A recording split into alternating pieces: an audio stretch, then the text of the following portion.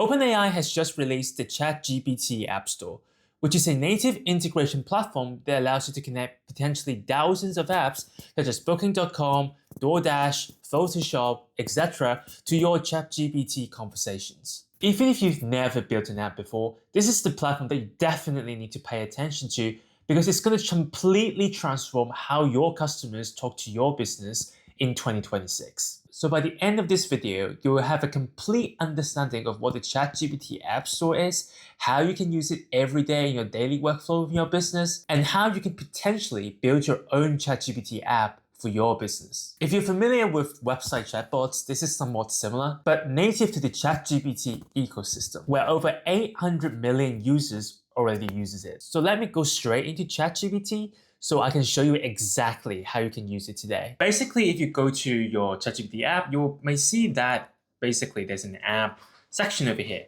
If you click on it, you can see that there's so many different apps, not that many, but quite a few apps that you can actually click on and actually integrate within ChatGPT.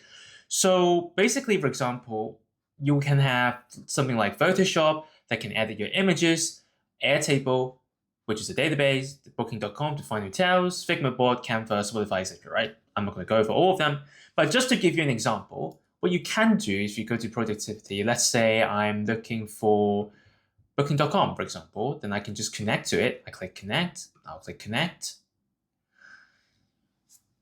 And now Booking.com is successfully connected to ChatGPT. So if I start a new chat, what I can do, you can see that it's actually integrated with the Booking.com app. I can just add Booking.com, what can you do? I'm just going to ask, what can you do, right? And ChatGPT is going to give a response. So as you can see, ChatGPT can search for hotels, companies, etc. It's going to filter by budget, star rating. So basically, it can help you find the hotels, right? So I'm just going to say, maybe I'm just going to give this example.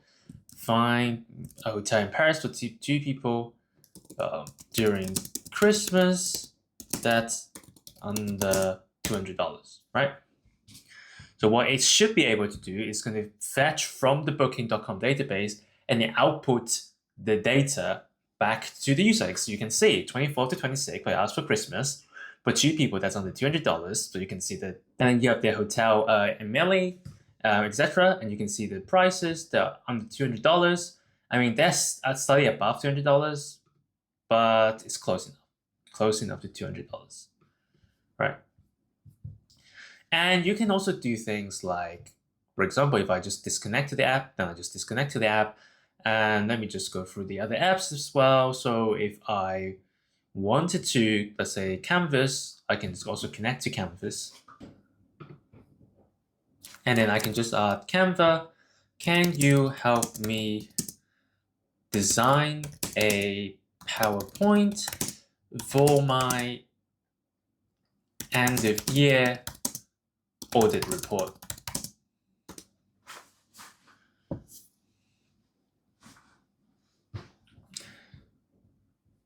A little bit of context, like who's the audience, like it's going to ask very specific questions, right?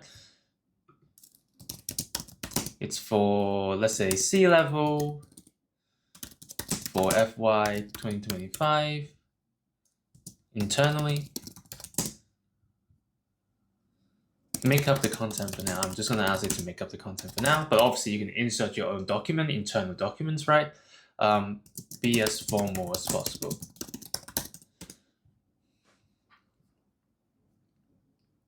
And now, as you can see, it's going to actually connect to the Canva backend, and it's going to show through the ChatGPT conversation the design of the template, as we can see. And as you can see, we basically have successfully designed the report. As you can see, you can feel it inside my Canva. So but basically ask it to make up the content. It's generating the images and the results, etc. Obviously, right now I'm asking it to make up the content, so it might be a little bit, not as accurate. But obviously, you can put in your own company data, and it will design the PowerPoint for you within ChatGPT, which is really, really convenient. Now let's go back to the apps and see what else is there. If I go to productivity,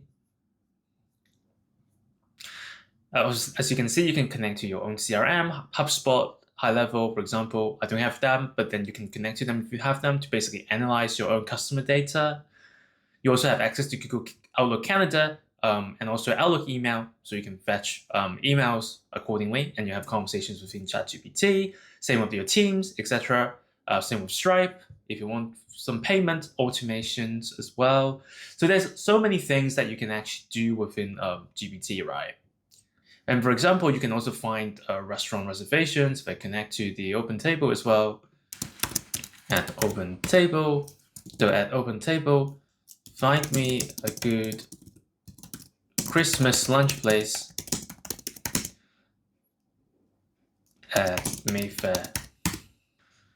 As you can see, like the different slots are available. So if I want to say I want to go for Christmas lunch, and if I want to go to Osteria, then I just click on the 12:45, and Osteria 25, which is Christmas lunch. Then I can just go ahead and book it, right? So it's quite convenient for the user if they want to book something through the ChatGPT interface, right?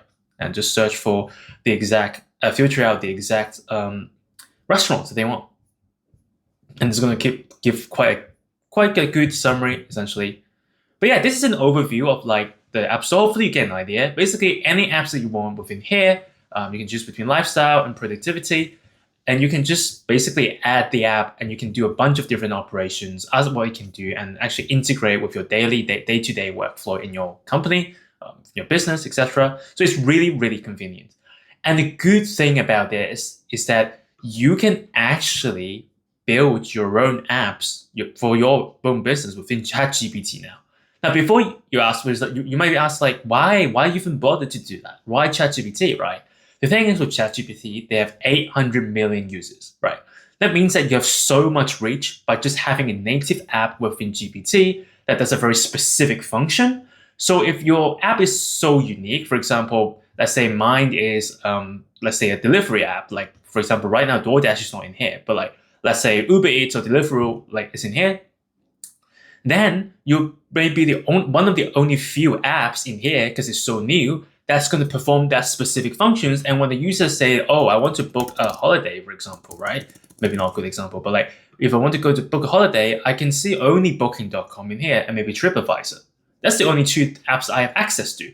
So that means that if I'm early into this ChatGPT app store, the earlier I am, the more likely the user is going to use my app, because there are only that many options, right? So this is basically a very good place to get started, to grow your business, to get exposure for your business as well. And also it's such convenient interface for the user that they don't have to download your own app. If you're using a chatbot, they don't want to go to the website and talk to the chatbot and then having to contact you or call you guys. They can just do it directly through ChatGPT, which they use every day, which basically everyone uses it every day, right? So that makes it so much more convenient, and makes the friction between the customer and contacting your business much lower. And therefore, it's such a good hedge, basically, against website native chat assistants or app native chat assistants, right? Because it's a unified interface to basically allow these different apps to exist. And the good thing is, you may ask, oh, how can I actually build my own app? Well, actually, you will have to build an app using what they call the App SDK, which stands for Software Development Kit. So if you're not technical, don't worry. Like I highly encourage you to partner with some technical, or if you have a technical team, ask your technical team to look through this, which is through the App SDK. And how it works, basically, it just uses MCP. You don't have to know what that is.